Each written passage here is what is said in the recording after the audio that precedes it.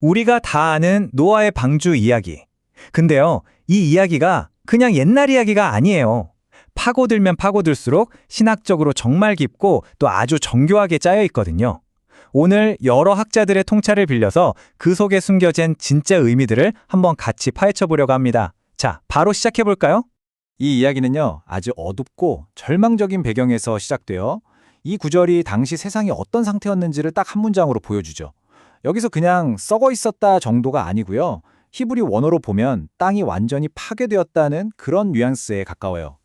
그리고 폭력으로 번역된 하마스라는 단어는요, 단순히 주먹 다짐이 아니라 불의와 무질서가 온 세상을 완전히 뒤덮어버렸다는 뜻이에요.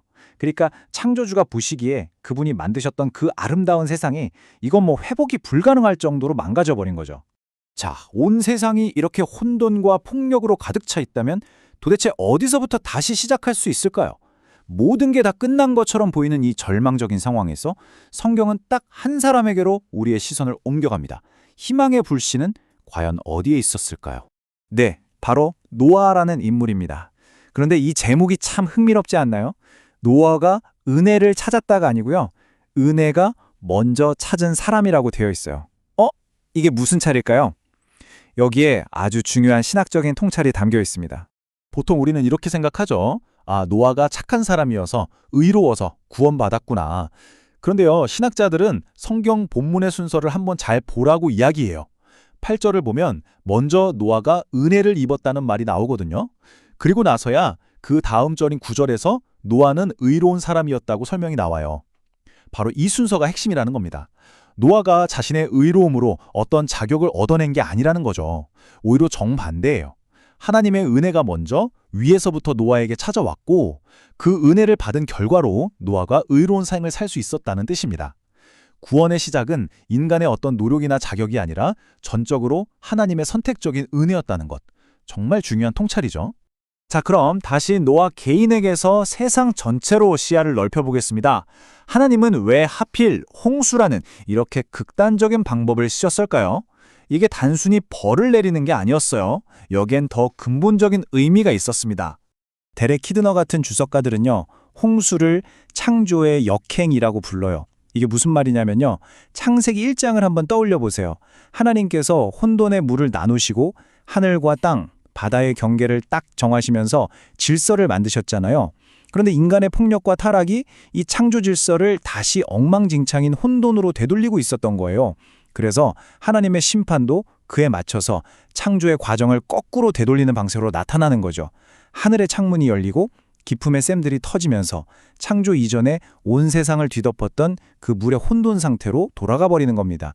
한마디로 홍수는 인간이 스스로 자초한 해체에 대한 하나님의 해체 심판이었던 셈이죠.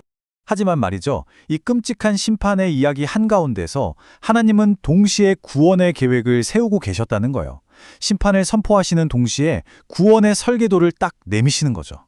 그 중심에 바로 방주가 있었습니다. 여기서 정말 놀라운 점이 뭔지 아세요? 주석가 빅터 해밀턴이 지적한 건데요.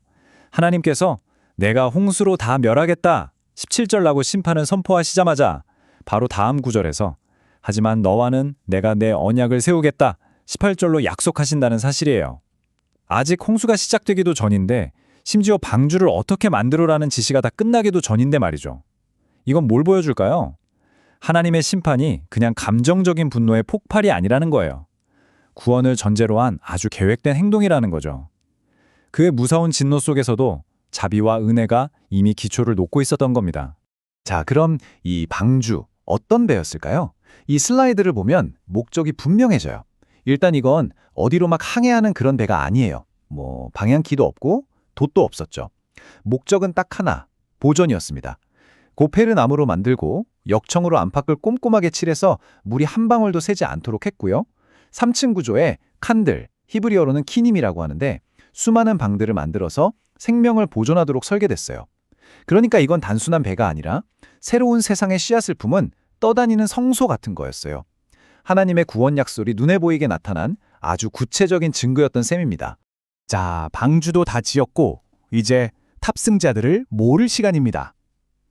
그런데 성경을 좀 꼼꼼히 읽어보신 분들은 여기서 하고 고개를 갸우뚱하게 되는 부분을 발견하셨을 거예요.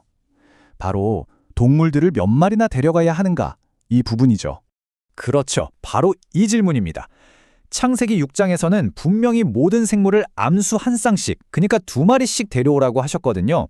그런데 바로 다음 장인 7장에서는 갑자기 정결한 짐승은 7쌍씩, 부정한 짐승은 2마리씩 데려오라고 하세요. 이거 말이 다른 것 같잖아요. 성경에 오류가 있는 걸까요?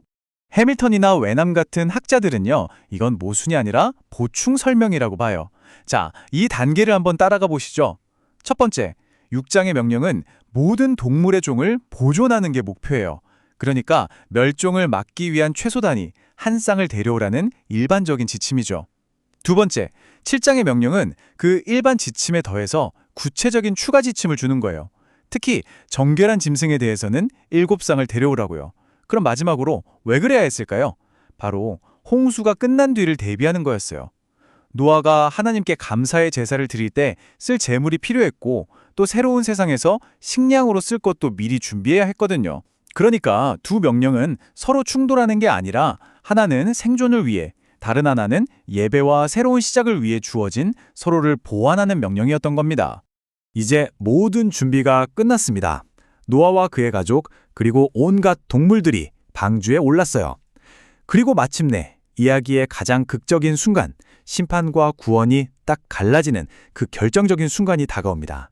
이 타임라인을 보면 긴박감이 느껴지죠. 방주에 들어가라는 마지막 명령이 있고 7일간의 최종 유예 기간이 주어집니다. 그리고 마침내 모두가 방주로 들어간 바로 그 순간, 성경은 아주 의미심장한 한 문장을 기록합니다. 여호와께서 그를 들여보내고 문을 닫으시니라. 노아가 직접 문을 닫은 게 아니에요. 바로 하나님께서 친히 그 문을 닫으셨습니다. 이건 방주 안의 생명을 바깥의 심판으로부터 완벽하게 지키시는 보호 행동인 동시에 방주 밖의 세상에 대해서는 심판이 확정됐다는 최종 선언이기도 했습니다. 문이 닫히자마자 세상은 말 그대로 창조 이전의 상태로 돌아가기 시작했습니다. 땅 아래 기품의 샘들이 터져서 물이 솟구치고 하늘의 창문들이 열려서 위에서부터 물이 쏟아져 내렸죠. 아까 말씀드렸던 창조의 역행, 기억하시죠? 바로 그 일이 실제로 벌어진 겁니다. 40일 밤낮으로 쏟아지는 이 비는 질서가 잡혔던 세상을 다시 혼돈의 물로 뒤덮는 대격변의 시작이었습니다. 오늘 우리는 노아 이야기의 전반부를 좀 깊이 들여다봤습니다. 하나님께서 직접 닫으신 그 방주의 문, 그 문은 분명 한 세상의 끝이었습니다. 하지만 동시에 그 문 안에서는 새로운 세상의 시작이 안전하게 보호받고 있었죠. 그렇다면 이 문은 과연 심판의 마침표였을까요? 아니면 구원의 첫걸음이었을까요? 이 하나의 사건 안에 담긴 심판과 자비, 끝과 시작이라는 이 엄청난 주제에 대해 한 번쯤 깊이 생각해 보시면 좋겠습니다.